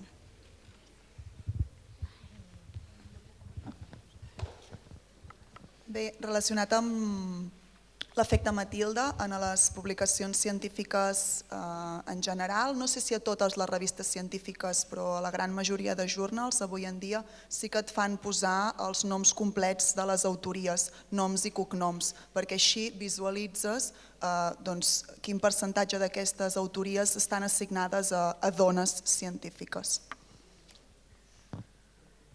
I a part d'això també hi ha diverses coses. El de les publicacions que ara deia també en aquest àmbit sí que sempre hi ha històries, perquè això sempre les coautories és un gran tema, però ara també moltes revistes tenen com t'obliguen a posar la contribució, o sigui, si has participat en escriure, en la part de treball experimental, en la part de camp, o sigui, com que cadascú posi una mica la seva contribució. Però anava d'apuntar, abans de tot això, jo crec que la primera cosa ha sigut veure que hi havia aquest problema. O sigui, l'efecte Matilde en si, aquella gran promoció que es va fer, que hi ha uns vídeos que no sé si els passeu a classe, que explica tota aquesta visibilització de les dones quan estaven darrere i els seus treballs i totes aquestes coses. Jo crec que el primer pas és veure que això estava passant i explicar-ho i visibilitzar aquesta problemàtica o això que passava, l'efecte. I després d'aquí fer mesures per canviar tot això. Que hi ha la part de les publicacions, però evidentment són coses, no sé, potser amb ètica, si hi ha com grans guidelines, com grans guies que diguin això, però jo crec que són com, depèn, amb les publicacions és una cosa, amb els projectes és una altra, i hi ha com diferents coses, eines, que ara s'intenta això, que sigui tot més, que no passi, exacte, que no estigui invisibilitzat, bàsicament. Sí, nosaltres, per exemple, en l'àmbit de la docència, que penso que també és important, clar, per exemple, al nivell de la bibliografia adjuntada obligatòria de l'assignatura hi ha d'haver un 50% com a mínim que sigui obres fetes per dones i també es visualitza el nom a el que és la bibliografia, o sigui, hi ha d'haver el nom i surt el nom de dona. Llavors jo penso que també és anar fent petits passos, vull dir, és abordar-ho des de diferents àmbits. Jo volia dir, abans, quan començàvem la xerrada i es parlava de científica dona coneguda, Marie Curie, jo crec que a ningú se li escapa qui s'interessa una mica per la història que el seu marit li va robar la seva propietat intel·lectual. Per tant, està bastant bé que siguem conscients que un dels efectes també del patriarcat en l'àmbit de la recerca és el robatori que patim de la propietat intel·lectual i de moltes de les nostres autories. Nosaltres la recepta que apliquem des de l'Observatori és parlar molt amb les companyes, que és tan senzill i tan fàcil com fer una transferència al coneixement d'allò que estem elaborant o allò que estem produint i explicar-ho i compartir-ho entre nosaltres per donar-nos aquest efecte de publicitat i de crida i de ser també conscients, i és un exercici que ens costa més per la falta de transparència, com deies ara, dels noms i cognoms, però intentem sempre, quan fem bibliografia, pensar i anar a buscar exactament a promocionar també dones científiques. Si voleu, seria una mica una quota que nosaltres ens hem inventat, una mesura de política pública per reforçar les dones científiques, però intentem pensar-hi una mica i donar-hi unes voltes també amb el tema dels cognoms i visibilitzar sempre els dos, perquè se te'n va de mare molt ràpidament i la invisibilització i tornar allà mateix és molt fàcil. Una pregunta concreta, Arlet, perquè tu vens del món del dret, però estàs aplicant el dret i l'ètica al món de la IA. Llavors, esclar, la IA qui l'entrena? Models masculins, models femenins, perquè aquí això ens ve com un tsunami a sobre. I aquesta tasca, aquest estudi de l'ètica de la IA, com l'encamineu? Què ens hem de trobar? Doncs com molts altres lluites l'encaminem amb molta feina i amb uns punts de sortida i una perspectiva d'entrada negativa i desencoratjadora, vull dir, no ens n'hem d'enganyar. El que no se li escapa a ningú, els conflictes geopolítics que ens ocupen avui en dia, no se'ns escapa a ningú els models de sistemes d'IA que ja han marcat els més populars i els que la majoria de vosaltres podeu accedir-hi de manera gratuïta i ràpidament. Petit parèntesi, quan no paguem pel producte, el producte som nosaltres. Això ja ho sabíem bé quan érem adolescents i entràvem gratuïtament a les discoteques. Llavors, no se'ns escapa aquests sistemes d'IA que són més accessibles a la majoria de la població, els biaixos i la porqueria amb les quals han estat entrenades. Abans, quan parlàveu dels equips diversos, he pensat, nosaltres sempre quan fem formacions ho expliquem, la importància que els sistemes d'IA, des del seu disseny, des que són pensats per equips d'enginyers informàtics, no només han de ser enginyers informàtics, sinó que haurien de ser realment equips multidisciplinars amb diversitat de la població, que al final és el que deia abans, estem plasmant la realitat en àmbits professionals, estem intentant fer valer els drets humans i llavors davant de tota aquesta quantitat de soroll i de grans sistemes grandiloqüents que fan màgia i victòries i grans promeses, per mi la fórmula és sortir d'aquest atzucat i anar a buscar sistemes dia petits, sistemes dia que podem tenir al nostre costat, que estan desenvolupats per enginyeres o enginyers que coneixem, que podem estar en contacte ràpidament amb ells. Per què no demanar també a l'administració pública que sigui pionera en elaborar aquests sistemes d'IA i que sigui la pròpia administració qui faci i apliqui aquestes bones pràctiques i desenvolupi uns sistemes del que en tindríem interseccionals, ètics, legals, etc. I per tant és intentar fer les coses d'acord a uns valors que prediquem i que ens emplenem de marquesines publicitàries amb diades molt concretes, però que després quan la resta de l'any sembla que realment no traspuen i no arriben i queden eslògans que per una mani un diumenge al matí pot estar molt bé però que a mi personalment no m'interessa.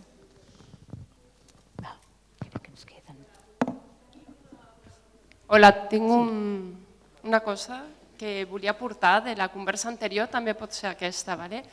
Estem fent una recerca també de la primera escola d'infermeria que va haver a Ginebra, en 1905. Llavors aquesta escola, que ara és la facultat d'infermeria i tal, va començar per un doctor Champendan.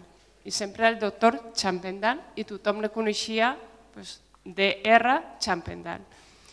I s'han fet moltes recerques, s'ha estudiat molt, està tot a Google i tal, i fa uns anys van descobrir que aquesta persona era una dona, la Margarita Champendan. I tothom coneixia i està escrit per doctor Champendan. I la quantitat d'homes que han escrit sobre aquesta persona i tal, no sé què. Ho dic perquè ens pot passar això, s'ha passat això a la història i és una cosa també recent, no? Doctor, dius, doncs, aquest descobriment ha sigut també dir, és la primera dona que va acabar el doctorat de Medicina el 1900 a Ginebra, quan les dones les costava molt estudiar Medicina i a més va començar el que era la gota de llet allà a Ginebra i l'escola d'infermeria. No sé. També això ha portat una mica a la IA. El descobriment de la IA va fer que com que barregen tantes coses, al final fas descobertes d'aquestes, no? Ja està, era una petita aportació.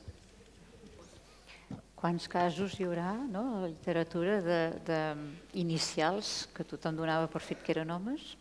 De fet, també fent un apunt en aquest sentit, preparant les meves classes de genètica a la universitat, m'he adonat que jo em pensava que molts noms que s'assignen a processos o el que sigui, sempre tenen el nom de l'autoria normalment. Jo havia assumit que eren homes i ara m'he adonat que són dones. I ho reitero per activa i per passiva classe, perquè probablement els estarà passant al meu alumnat, que poder també assumiran que són homes. Llavors intento fer aquesta feina, que també és una feina de totes plegades, de reivindicar això, perquè hi ha hagut moltes injustícies al llarg de la història.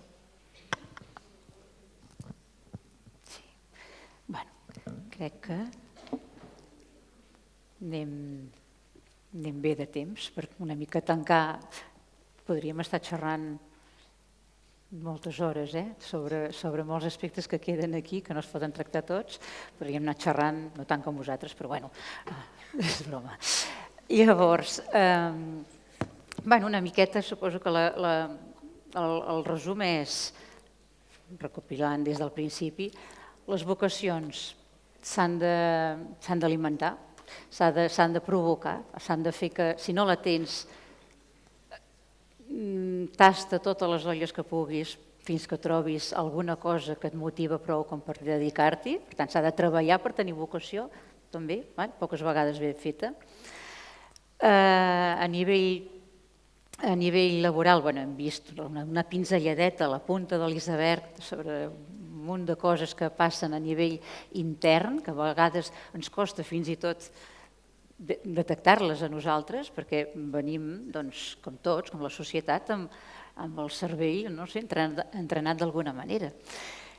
Que sempre s'han fet les coses d'una manera, no li vulguem buscar mala fe, tampoc cal, però que s'han fet les coses d'una manera, i aquesta manera era molt marcada pels homes, perquè històricament les coses han estat així, però que s'han d'anar canviant. I per anar-les canviant ens hem d'ajudar tots. Qui ho veu i qui no ho veu, qui se n'adona i qui no se n'adona. Els nois avui dia teniu molt de camí recorregut perquè ja teniu, us arriben molts inputs sobre aquesta situació, sobre la necessitat de revertir-ho, d'equilibrar-ho. Us arriben inputs, ara mateix segurament algunes coses, vull creure, de les que hem dit aquí, us han fet reflexionar una miqueta. Doncs també necessitem que vosaltres hi poseu el vostre granet de sorra, que entengueu com a mínim la situació. Perquè quan us hi trobeu en el món laboral o en el dia a dia de la classe, doncs penseu que segons què digueu a les vostres companyes i amigues, doncs allò pot marcar una espineta clavada que llavors contribueixi a anar fent aquest paper de cotar el cap i de tirar endavant. S'ha de ser, com l'Arlet, totes vosaltres heu apuntat molt en que estem no reivindicar i tot el dia portar l'espasa defensora, perquè s'ha d'arribar a aquesta situació d'equilibri i naturalitat, però mentre no hi sigui, sí que serà bo sempre que tinguem veus que ens diuen compte que no ho tenim prou ben construït, hem de construir una societat més igualitària. Igualitària vol dir tot això, que aquestes mirades que rebeu siguin d'igual a igual, siguin mirades d'aprovació, no mirades de sospita. Mira, una dona arriba a la feina a veure què tal. No, aquest comentari d'un home potser no el faríem. Bé, i d'alguna manera espero que la jornada, que aquesta conversa us hagi portat algun tema de reflexió. Probablement ara tot bull en el cap i quan arribeu a l'aula, tant de bo demà pugueu discutir, debatre, pensar en alguna de les coses que heu sentit vosaltres avui. I me sembla que amb això ja anem una miqueta al temps. Ara, moltes gràcies a totes vosaltres per ser-hi.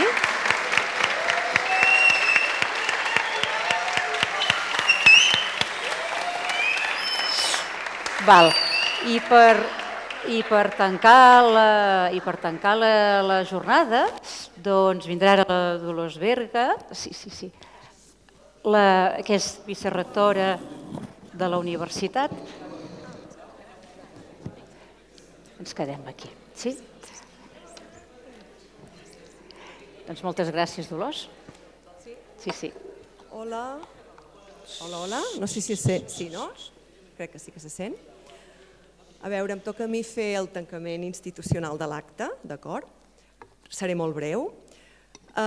Simplement agrair als representants, responsables del programa STEAM-CAT, professors i professores, que veig que esteu també en aquesta sala, investigadores i investigadors, que n'hi ha algun a la sala també, alumnes i companys. A veure, abans que res, simplement agrair-vos haver participat en aquestes jornades, agrair que aquestes jornades continuïn organitzant-se i són molt importants, crec, per tots nosaltres, pels nois i per les noies, per tots plegats.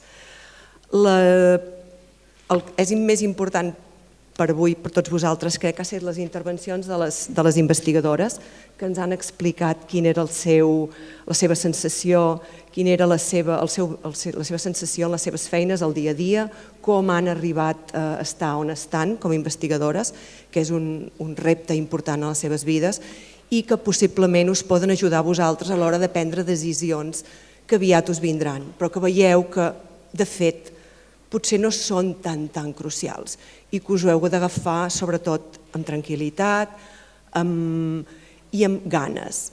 Fixeu-vos que el que han dit elles, totes elles, és que el que és més important és que vosaltres aprengueu molt el que esteu estudiant, feu l'esforç, que és molt important esforçar-vos en estudiar, en adquirir els coneixements que us estan donant en les assignatures del vostre curs, en aquest cas de quart d'ESO, però l'any que ve si aneu un cicle o bé si aneu a batxillerat, perquè l'esforç que vosaltres dediqueu, la perseverància en la que vosaltres insistiu en tirar endavant, en continuar, en aprendre, és el més important de cara al futur. Llavors, la sort ja veurem per on va. La sort serà un altre aspecte important, però no és el rellevant. El més rellevant és l'esforç i la perseverància en el que vosaltres insistiu en el vostre dia a dia. Aleshores, fixeu-vos que anant ara a l'aspecte de les noies, oi? Que avui ens enfatitzem una miqueta més. Durant molt de temps, moltes nenes, moltes noies i moltes dones han cregut que la ciència, la recerca, el coneixement era un lloc on potser no encaixaven del tot. Han sortit aquí diferents aspectes del per què. Un del per què important és perquè no ens ho creiem. Ens costa creure que nosaltres puguem arribar a llocs on sembla que ara mateix estan potser més en mans dels homes, però al final no és així. Al final el que cal és que nosaltres ens ho creiem, que vosaltres, sobretot de cara al futur, us ho creieu, que insistiu, que no us tireu enrere, no us deixeu atabalar, no us deixeu intimidar tampoc perquè us deixen com entreveure que vosaltres no tindreu les opcions ni les possibilitats d'arribar-hi. Això no és cert. Fixeu-vos en els exemples que teniu a davant. Cada vegada és més fàcil apuntar més amunt, cada vegada és més fàcil intentar i tenir ajuda també de les institucions. Com a data, per exemple, parlant de la universitat, d'acord, que és on jo tinc dades més actualitzades. El curs 2009-2010, jo fa, quan es fa això ja? 15 anys, les dones representaven un 38% del personal docent investigador de la UDG, de la Universitat de Girona. Actualment no, perdó, el curs passat, el 24-25, ja som un 50%. Per tant, realment les coses van canviant a poc, però van canviant. L'ajuda institucional també ha estat important i ho continua estant. A la UDG tenim polítiques per intentar no que les dones vagin per davant dels homes, de les noies vagin per davant dels nois. Mai això mai. La idea és intentar que tothom tingui les mateixes oportunitats. D'acord? O sigui que els nois no us heu de sentir malament. En cap cas aquestes estratègies van en contra vostra, en cap cas. Això tots tenim fills, amics, nebots, estudiants, i en cap cas la cosa va per aquí. Pel que va el tema és per intentar donar la igualtat d'oportunitats. Simplement jo acabo aquí perquè només era un petit missatge i moltes gràcies de nou a les investigadores per la vostra contribució i moltes gràcies a vosaltres, a tots plegats, nois i noies.